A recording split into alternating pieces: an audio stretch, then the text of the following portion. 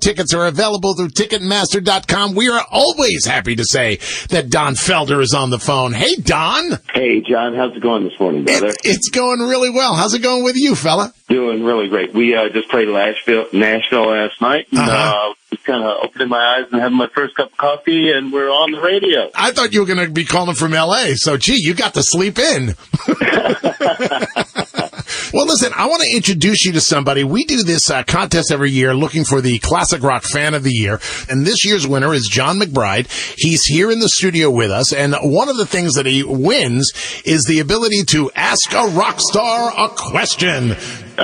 John, here you go. Here's Don Felder. Don, I was wondering, when Joe Walsh joined the Eagles, you were both joint lead guitarists. How did having another axeman of your caliber fuel your work? You know, it was really funny. I was talking to somebody last night. I was doing an interview for a guitar magazine, and talking about growing up in Gainesville, where it was Tommy Petty and Stephen Stills and Dwayne Allman. We were all there really in competition with each other. We were friends, but we just really pushed each other to try to be the best guitar player we could be. Everybody wanted to be the best, fastest gunslinger in the South, you know?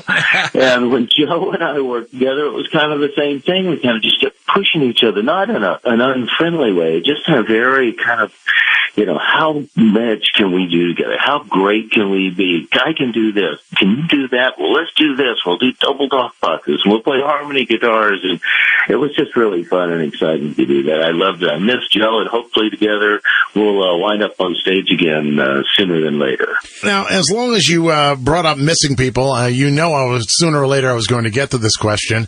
Tell me about the passing of Glenn Frey and what that was like for you.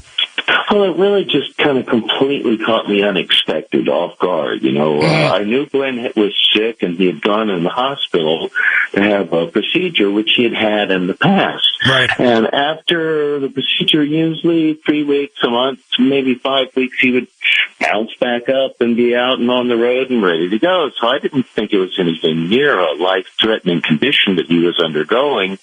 And then I just heard the news when I landed, literally back from Mexico. I'd been out of the country for a while. It was just devastating. I had no idea that he was anywhere near or involved at all with anything that would have been life-threatening. And it took me quite a while to sort of really accept it and understand it and believe that it was true. And I was completely unprepared for that happening. John, you want to ask another question? Yes. Along with Hotel California, what song of yours are you most proud of? Wow.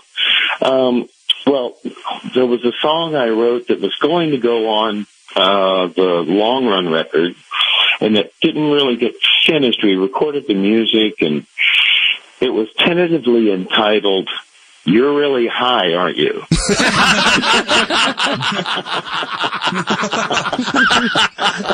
We never finished writing the songs. The lyrics to it just ran out of time, so it remains uncompleted on those reels. But I went and saw the movie Heavy Metal, and they asked me to write a song for it. I said, "What a great track! Why don't I, write the lyrics for that about this movie?" So I went back and re-recorded that track, and the song that should have been on Long Run, which would not have been "You're Really High on You," it had another name for it, became Heavy Metal. So that was a really pleasant surprise, but a rejection turned into a fairly modest success.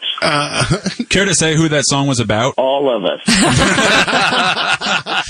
Now, I asked Walsh this question once, and he said it sounded like him, but he had no recollection. There is a story that Joe Walsh wanted to call the greatest hits album "The Days of Lines and Noses." Yes. It was either Joe that came up with that idea or Glenn. I think it might have been Joe. Well, this coming Sunday at Sugar House Casino, Don Felder will be there with his band playing all of his music from the Eagles music as well, and a whole lot more. Tickets are available through Ticketmaster.com. I look forward to seeing you on Sunday, my brother. Come on down, John. Can't wait to see you.